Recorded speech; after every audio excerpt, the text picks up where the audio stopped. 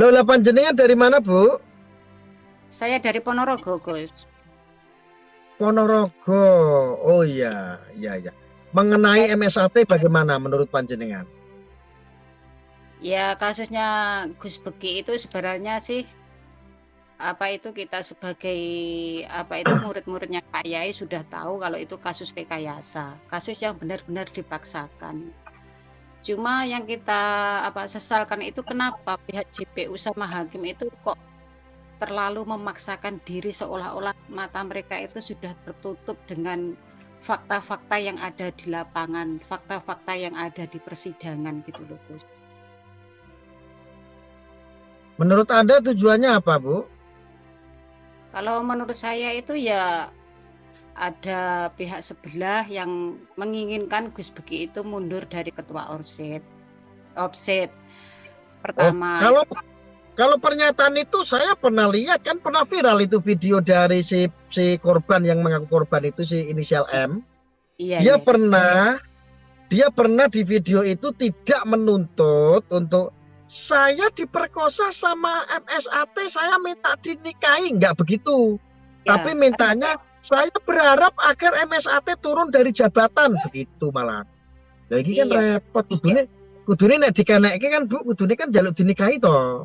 ya siapa sih perempuan yang nggak mau dinikahin sama orang seperti Gus Beki, orang yang kaya raya sosialnya tinggi gitu loh Gus, kan kita juga harus mikir seperti itu dimanapun kalau memang dia dilecehkan kan harusnya minta pertanggungjawabannya itu minta dinikahin. Gus nun sewu nggih. Tak Siap. modok dhisik aku. Monggo, monggo, monggo Pak Bojoku Soni. njaluk Ya. nang metu iki. Monggo, monggo. Mau turun dulu. Ya, silakan. Istrinya mau minta dianterin ini. Maaf. Monggo. Oke, Assalamualaikum lanjutkan. warahmatullahi wabarakatuh. Waalaikumsalam warahmatullahi. Gimana, saya tentrem, silakan lanjut, Bu. Ya kan harusnya sebagai apa yang mengaku korban itu kalau memang benar-benar apa dia itu dilecehkan sama Gus Beki kan minta pertanggungjawabannya kan minta dinikahin. Tapi kenapa kok dia menuntutnya Gus Beki harus turun dari jabatan sebagai ketua OPSIT? Itu kan kita sebagai jamaahnya juga berpikir masa Gus Beki punya sifat seperti itu. Gus Beki itu bukan orang semacam itu. Harusnya kita sebagai warga Indonesia, sebagai pemuda Indonesia, penerus bangsa ini mencontoh sifat sosialisasinya Mas Beki. Dia itu orang yang menolong menolong seseorang itu nggak pandang bulu, nggak pandang agama, nggak pandang dia itu siapapun. Dia mengajarkan kita memanusiakan manusia. Nggak ada perbedaan di antara kita. Kita semua itu sama. Itu yang harus kita contoh sebagai generasi penerus bangsa ini.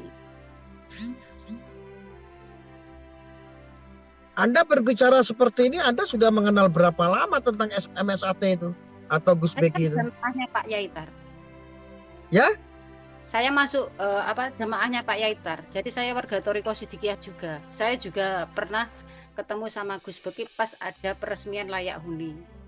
Jadi saya sudah tahu Gus Beki itu seperti apa. Oh, itu alasannya, berarti Anda banyak ini ya, mengetahui tentang siapa itu MSAT ya, atau Gus Beki ya? Iya, insya Allah, Gus. Emang kegiatan-kegiatan sosial apa lagi yang dilakukan oleh Mas Beki? Ada jelajah desa, terus ada pengobatan secara gratis, ada santunan, ada membangun rumah syukur. Kan itu selama ini kita nggak pernah mempublikasikan. Karena kita sebagai jamaah Sidikiyah, Thoriko Sidikiyah itu kita nggak butuh dipublikasikan, kita nggak butuh kita tenar di mana-mana, itu nggak butuh seperti itu. Kita cuma butuh ridho dari Allah, kita menolong sesama manusia, kita menolong orang yang membutuhkan, gitu aja udah, Gus. Kan baru kali-kali ini kita ada nunjukin ini, kita ada kegiatan seperti ini kita ada kegiatan seperti ini, kan baru kali-kali ini. Yang dulu-dulunya kan kita nggak pernah ada dipublikasikan di TV, di majalah, di mana-mana kan nggak ada. Ya, itu saya pernah kritik gitu. Kenapa kegiatan-kegiatan bagus di Sidikiyah tentang memberikan bantuan rumah layak huni yang dipelopori oleh Gus Beki dan oleh warga Sidikiyah, kenapa nggak pernah dipublish? Alasannya sih tidak butuh cari muka terhadap manusia. Iya, Butuhnya Sidikiyah adalah mencari ridho dari Allah, katanya. betul. Oh Iya, ya sudahlah kalau begitu. Tapi Iya, memang itu saya minta untuk saat ini memang penting sekali kegiatan-kegiatan kemanusiaan itu dipublikasikan, karena apa? Ini juga bisa memotivasi umat yang lain. iya, Orang-orang betul. lain bisa melakukan hal baik, jadi berlomba-lomba untuk melakukan kebaikan gitu, Bu. Iya, ya insya Allah Gus, kita sekarang sudah mulai seperti itu, kita tunjukin ke masyarakat kalau kita itu bukan aliran yang anarkis, aliran yang keras, kita bukan macam-macam dituduhkan yang di luar sana. Iya. Bu, berarti masalah yang tadi saya sampaikan, Iya,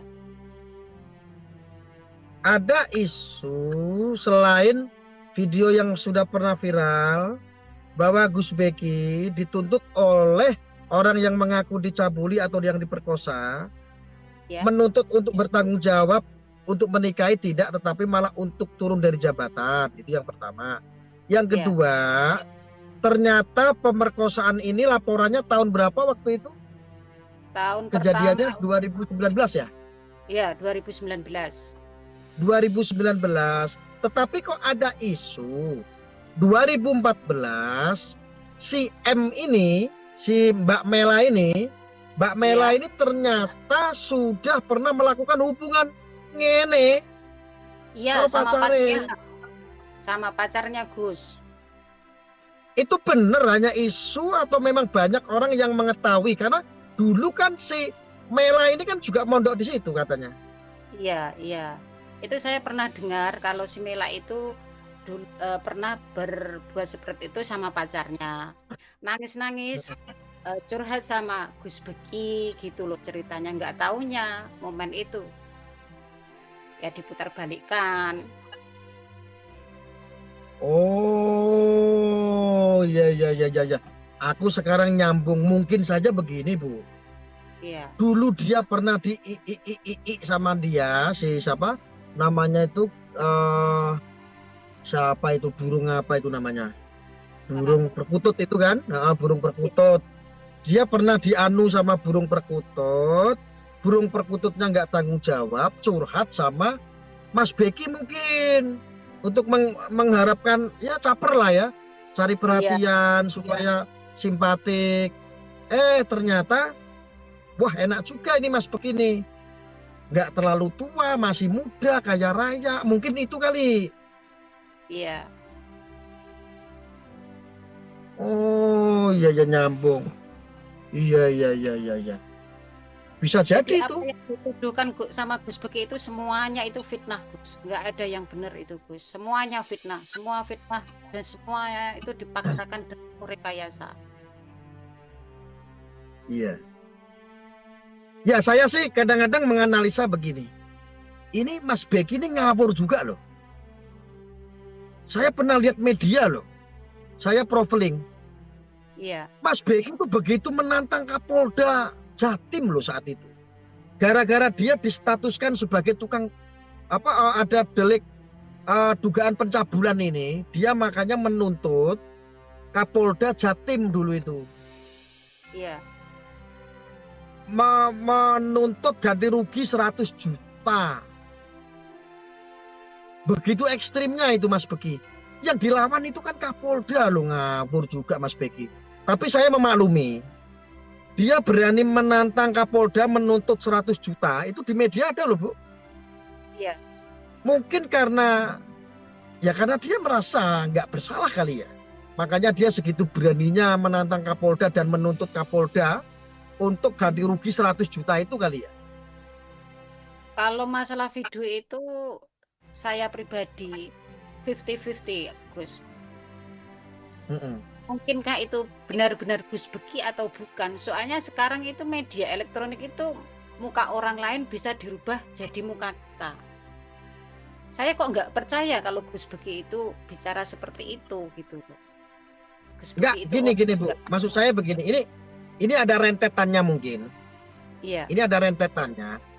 Toh seandainya benar Mas Iya. Beki itu dulu pernah menuntut Kapolda Jawa Timur untuk mengganti rugi 100 juta karena dinilai Mas Beki ini difitnah mencemarkan nama baik dia gitu loh. Iya, Jadi iya, karena iya. dia tidak melakukan tetapi difitnah, dia menggunakan asas kebenaran itulah akhirnya menuntut Kapolda untuk ganti rugi 100 juta. Intinya Ini juga mengembalikan saya nama baik Mas Beki gitu ya, Gus.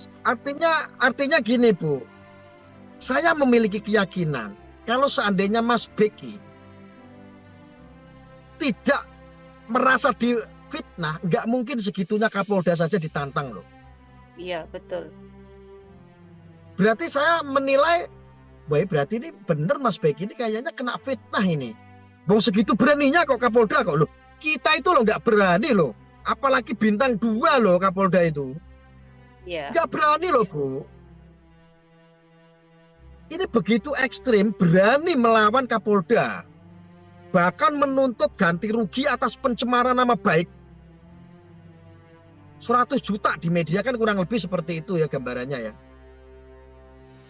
Ah begitu Bu. Ah ini ada yang naik lagi siapa ini?